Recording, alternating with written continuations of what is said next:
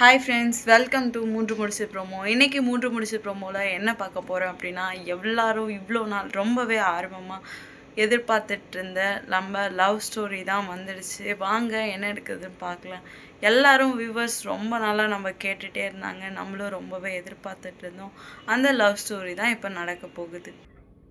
Surya sir தன்னோட குடும்பத்தை எதிர்த்துட்டு நந்தினிகிட்ட எப்படி ப்ரப்போஸ் பண்ண போகிறான்றது தான் நம்ம பார்க்க போகிறோம். எல்லாரும் வீட்டில் இருக்கும்போது நந்தினி மட்டும் கோயிலுக்கு போகணும் அப்படின்னு சொல்கிறாங்க. சூர்யா சாரும் எதை பற்றி யோசிக்காமல் உடனே கோயிலுக்கு அழைச்சிட்டு போகிறாரு.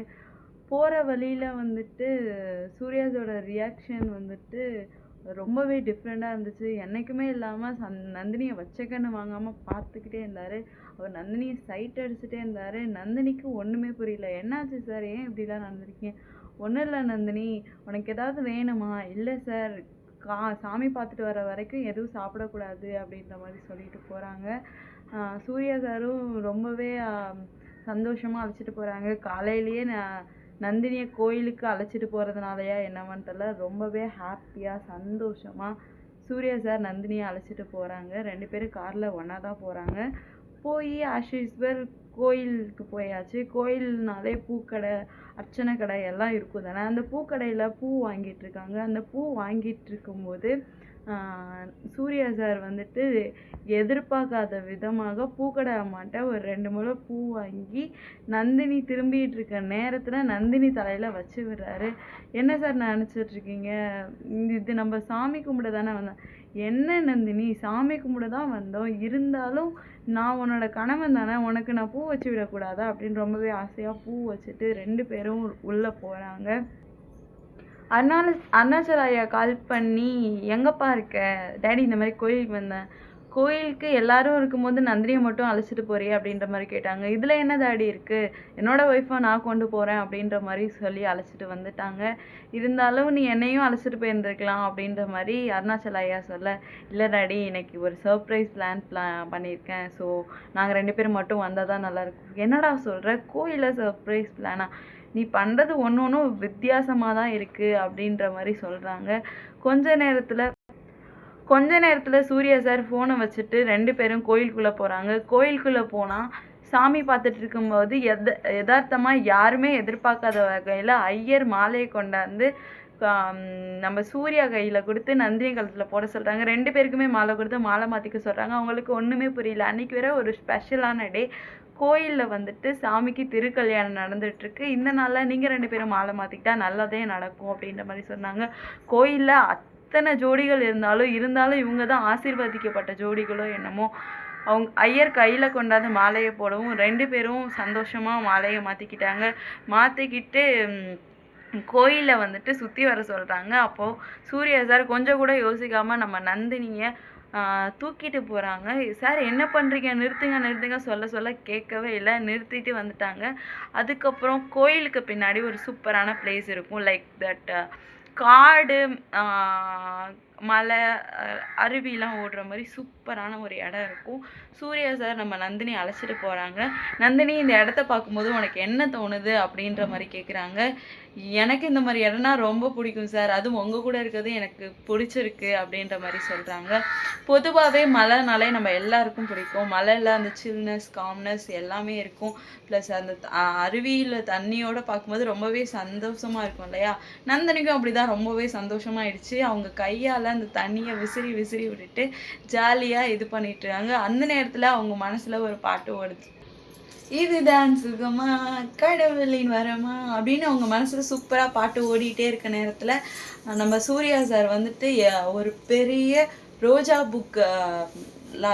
பொக்கே எடுத்துகிட்டு வந்து திடீர்னு நம்ம நந்தினிக்கிட்ட நீட்டாங்க. என்ன சார் இது அப்படின்னாங்க. எப்படி இருக்குது, நல்லா இருக்குல்ல அப்படின்றத. நல்லா இருக்குது, எங்கே சார் வாங்கினீங்க அப்படின்னு கேட்டாங்க. உனக்காக நானே செஞ்சது. எது நீங்கள் செஞ்சீங்களா, எதுக்காக சார் அப்படின்ற மாதிரி கேட்கும்போது, எனக்கு ஒன்று பிடிக்கும் அதனால தான். பிடிச்சா பொக்கே தருவீங்களா? அந்த ஒரு பாட்டி அங்கே ஓரமாக வந்துட்டு நடந்து போயிட்டு இருந்தாங்க. அந்த பாட்டியை காட்டி இவங்கள பிடிச்சிருக்கா அப்படின்ற மாதிரி கேட்டாங்க.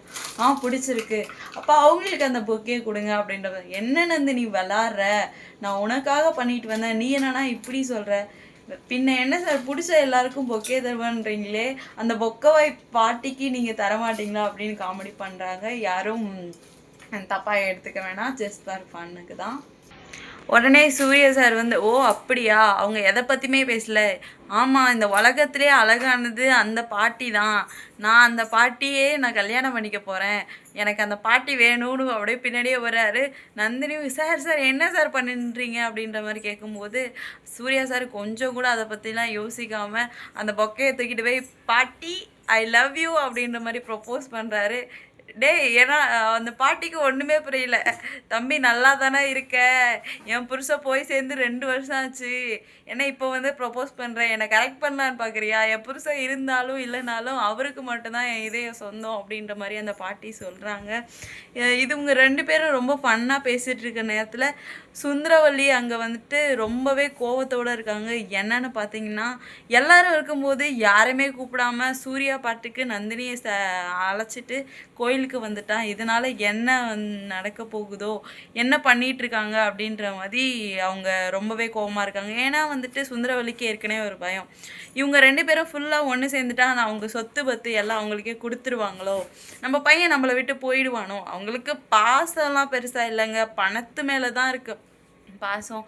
அதனால் அவங்க ரொம்ப டென்ஷனாக அவங்க டீமோட பிளான் பண்ணிகிட்ருக்காங்க. இங்கே சூர்யா சார் நந்தினி இருந்துட்டுருக்கப்போ நந்தினி வந்துட்டு ரொம்பவே ஜாலியாக அதை பார்த்து சிரிச்சிட்ருக்காங்க அந்த பாட்டிக்கு ப்ரப்போஸ் பண்ணுறத.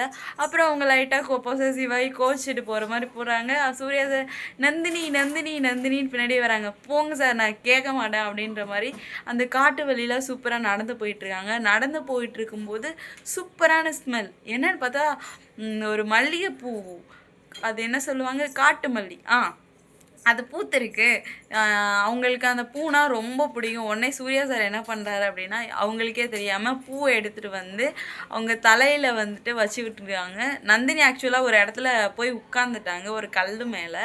அந்த இடம் ரொம்பவே நல்லா இருக்குது. சார் எடுத்துகிட்டு போய் பூ அந்த தலை மேலே வச்சுட்டு, இப்போ சொல்லு, எனக்கு பிடிச்சிருக்கா இல்லையா, உனக்காக எவ்வளோ நாள் வெயிட் பண்ணுறது, இனியும் உன்னை நான் மிஸ் பண்ணக்கூடாதுன்னு நினைக்கிறேன் அப்படி சொல்லிட்டு சொல்கிறப்போ நம்ம நந்தினிக்கு என்ன சொல்கிறதுனே தெரியல. வெக்கத்தில் தலை குடிஞ்சிட்டாங்க. அவர் அப்படியே சூப்பராக நம்ம நந்தினியை தூக்கிட்டு போயிட்டுருக்காங்க.